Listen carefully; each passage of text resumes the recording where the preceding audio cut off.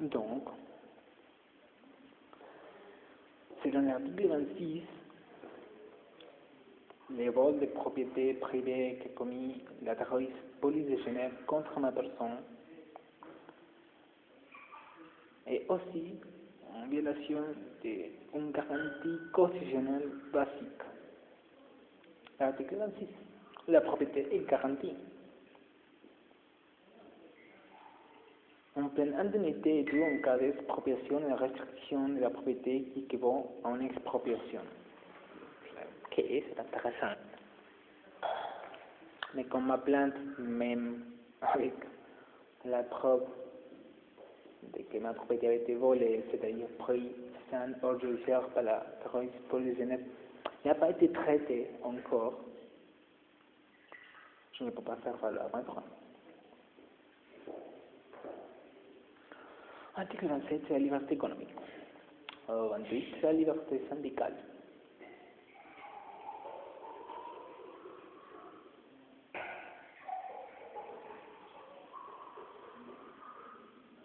C'est-à-dire que vous pouvez vous syndiquer pour défendre vos intérêts.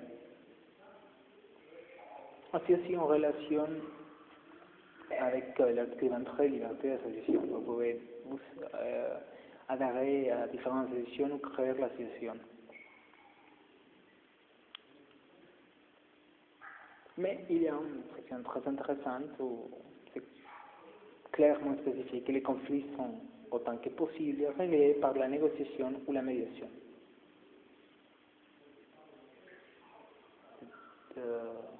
Une caractéristique très importante de la Constitution suisse, essayer de trouver un accord avant d'arriver à un confrontement ou une situation d'agression mêlée.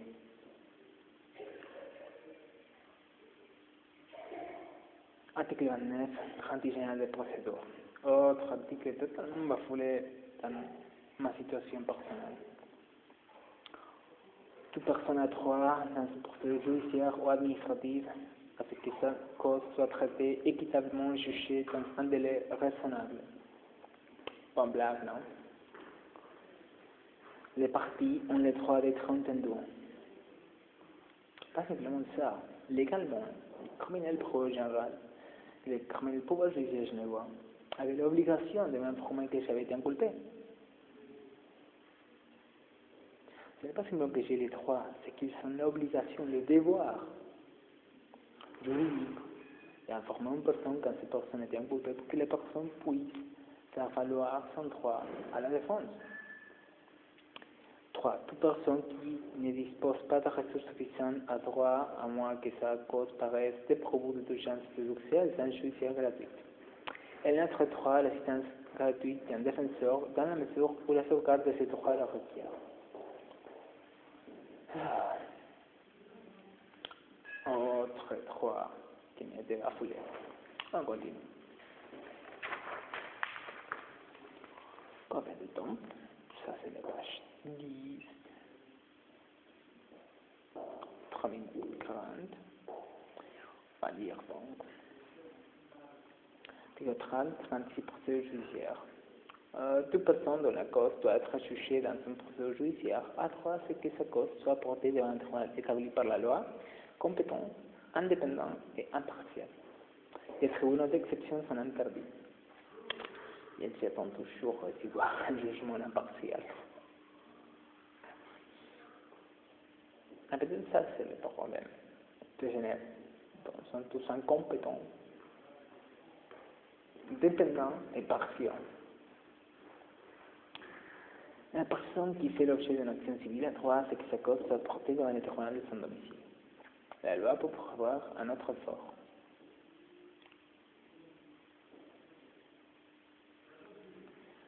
L'audience et le prononcé de jugement sont publics. La loi peut prévoir les exceptions. Il est fixé d'exceptions, clarifiées par décret. Et bon, clairement, s'il y a une audience où le contenu n'est pas, par exemple,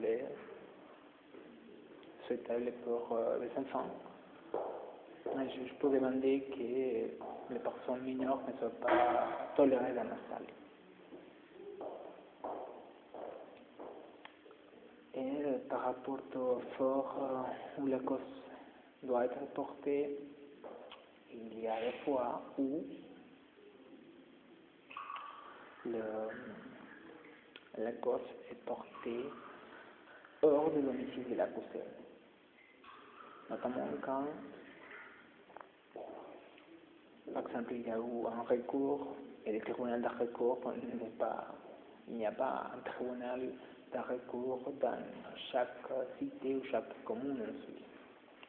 Ça, en nulle part. Avec les enfants,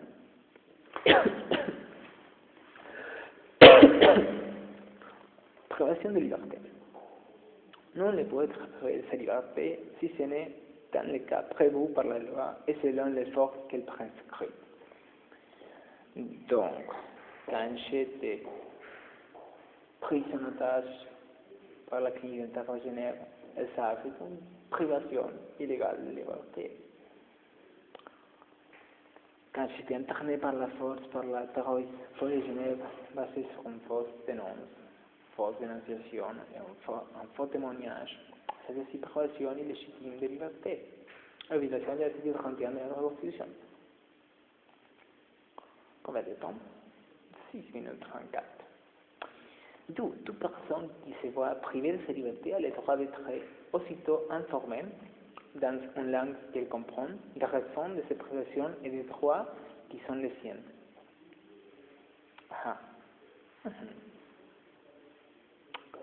Elle doit être mise en état de faire valoir ses droits. Elle a notamment le droit de faire informer ses proches. Bon, dans ce cas-là, je n'ai pas de proches, ça ne change rien. Toute personne qui est mise en détention préventive a le droit d'être aussitôt traduite devant un ou un juge qui prononce le maintien de la détention ou la libération. Elle a le droit d'être jugée dans un délai raisonnable. Eh bien, combien de fois j'ai demandé d'être devant un juge quand j'étais illégalement détenu par la terroriste de Genève? 500, 600 fois. Jamais écouté. Toute personne qui se voit privée de sa liberté sans qu'un tribunal l'ait ordonné a le droit en tout temps de saisir le tribunal. Celui-ci statue dans les plus brefs délais sur la légalité de cette privation. Les plus brefs délais, c'est-à-dire quand le tribunal a le temps après l'été et les bains chauds de l'hiver. Combien de temps? 8 minutes. Eh bien, procédure pénale. Toute personne est présumée innocente jusqu'à ce qu'elle fasse l'objet d'une condamnation entrée en force. Entrée en force. Donc, après avoir entendu les deux parts, la part accusatrice et la part qui se défend, après avoir considéré tous les preuves relatifs au cas, pas avant, et c'est Genève. On peut prendre ces classes de situation ici. Toute personne accusée a le droit d'être informée dans les plus brefs délais et de manière détaillée des accusations portées contre elle. Elle doit être mise en état de faire valoir les droits de la défense.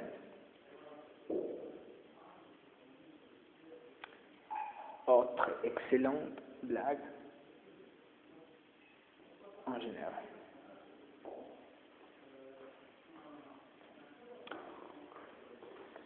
On est article 32.